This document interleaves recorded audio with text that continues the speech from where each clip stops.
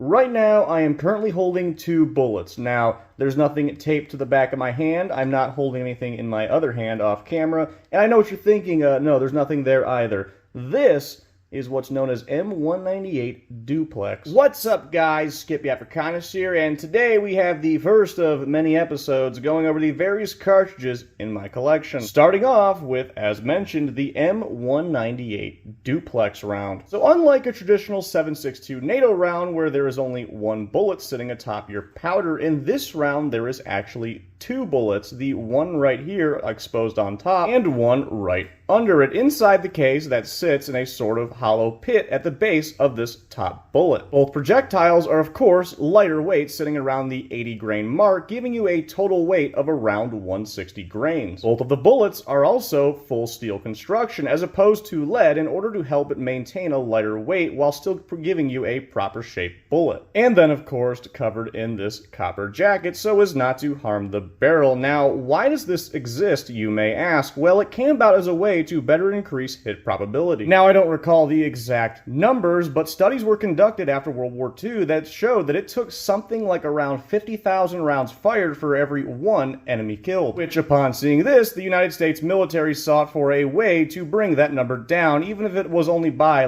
just a little bit. And a proposed solution was with the M198 Duplex. Now, do note that this was not the first nor last attempt at making a cartridge like this. They played around with plenty of other stuff like 22-06 Duplex or even Triplex, and you would even see Duplex make an appearance again with the ACR program in the 90s, but in 5.56 form. However, the M198 in particular was the most successful of all attempts. Now, as mentioned, this round was designed to increase hit probability, and the main way it intended to do so was on fast-moving targets, stuff that you may not pull off the best shot on, and you just send a couple quick taps.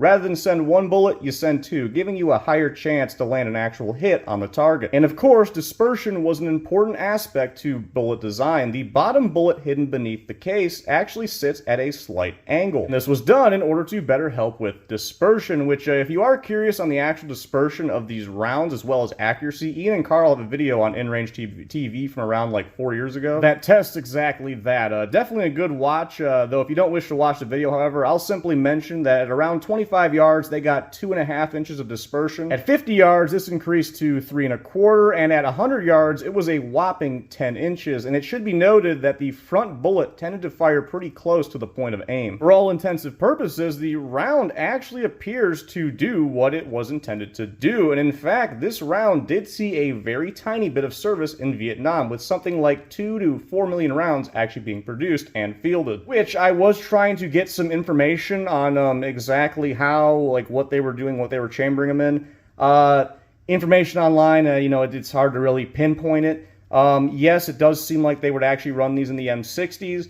And then other stories I was reading is, yeah, they would just be running them in standard M14s. Again, information is very, I guess, debatable on this, but that's what I was finding was running it in M60s, and then there was some guys that were issued their standard marksman rifles, and they would have their standard match ammunition, and then they were given this. Not really sure if your average Joe with the M14 got one, but those were the 2 stories that I had heard. Needless to say, though, it is definitely confirmed that they did make, again, around 2 to 4 million rounds is what I was seeing, and they did field these in one way or another. Whether that was actual combat, again, it's up for debate. But that being said, it certainly does put the M198 Duplex round in a higher standing versus all the other little experimental Duplex, Triplex, what have you rounds. However, this round would not last long, mainly due to cost, as well as a general opposition to it from the military higher-ups. This round completely shat on the whole idea of marksmanship, and they hated it whether or not it was actually going to work. It should also be noted, too, that the M16 and its smaller 5.56 cartridge would have performed, or it wouldn't have performed as successfully due to how light you would need to make the actual bullets. Again, keep in mind, this is a 30 cal bullet. Both of these bullet weights come in around the 80 grain mark. I think it's 83 grains. It does differ a little bit, but it is around that range in order to give you a full 160 grain, projectile.